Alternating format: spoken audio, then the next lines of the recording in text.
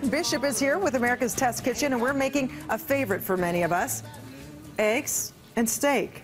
It's a perfect morning, isn't it? Apparently, you have the recipe for the perfect omelet, and I fancy myself an omelet connoisseur, so I can't wait to see your magic trick. So you've set the bar very high for me. So I'm going to make the perfect French-style rolled omelet. So this is not your diner-style folded with lots of things in the middle. This is an omelet that is about the eggs with very minimal fillings. So you start out with, it's a 3-egg omelet. I'm adding a little salt. And I'm adding a pinch of pepper. And then the secret ingredient, frozen butter cubes here. Why frozen? Well, what they're doing is that they are going to melt when we cook the egg and keep everything luscious and soft and absolutely delicious. Whipped and airy? Whipped and airy, and so it lets the egg protein set in such a way that they don't become tough. I noticed you did have the, is it butter as well in the skillet? There's a half a tablespoon of butter in there, and the 3 eggs, but I've gotten rid of one of the whites, and then I am stirring. Why the chopsticks? Well, first of all, it's a nonstick pan, and so, you know, a lot of people will use a fork, which is, of course, the great way to ruin your nonstick pan. And so I really want to stir, and also these are really small, so I get really nice, small, little curds to form, and so that it's a very delicate omelet that will fold easily. If you have these really big, fluffy curds, it will break when you try to roll it. And so you stir until they set up, and this will take, depending on the heat on your stove, anywhere from 1 to 2 minutes. Yeah, what do you recommend? Some people say you should blast it on high, others say maybe work at medium level. I start by heating the pan on low and then crank it up once you add the eggs into it and get it up to medium-high so that they set relatively quickly. You want the liquid in the eggs turn to steam, which will help make them fluffy.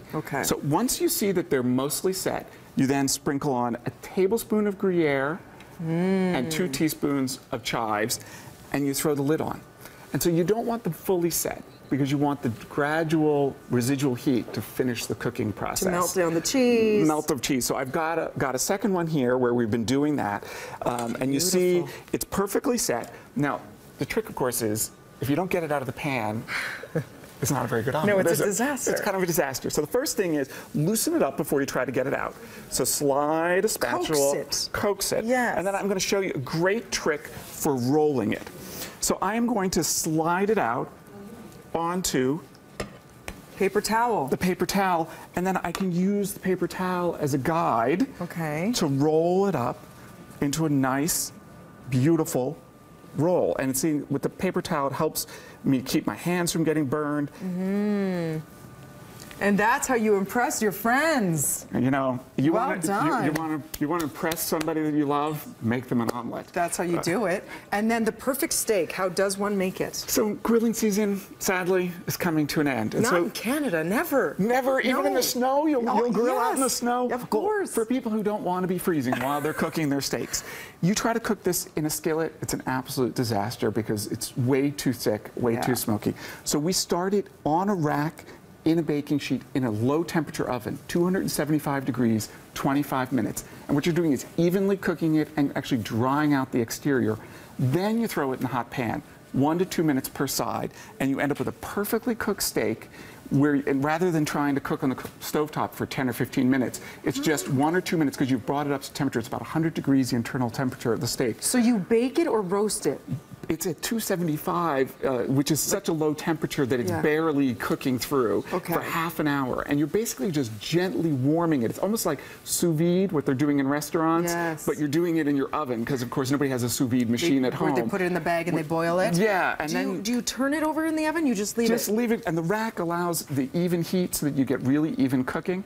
And when it comes up to somewhere between 90 and 100 degrees, 90 if you like it really rare, 100 if you like it medium, that gives you more cooking temperature to then put it in the hot skillet. So then it will go into the skillet and will go up another 25 degrees. And you don't cover it in the oven, you leave it just as is? Just like that, and it kind of desiccates on the outside so that when it hits the pan, it's browning instantaneously, and there's a lot less splattering because that splattering is the liquid that's in the steak when you're making it, and there's no liquid left on the surface because it's kind of dried out the surface, but the interior is so juicy and perfect. As you could see with your finished product, and that was just flipping it over, you said, for 1 or 2 minutes on each side, just the one time, 1 or 2 minutes? minutes, 2 minutes at most on each side, and it's completely browned. Beautiful job. For more information, the America's Test Kitchen Cooking School Cookbook is available in stores. Look at the size of this thing. AmericasTestKitchen.com to get yours as well. Facebook.com/America's Test Kitchen. Thank you so much for being here. Thank you. I'm hungry. Breakfast is served.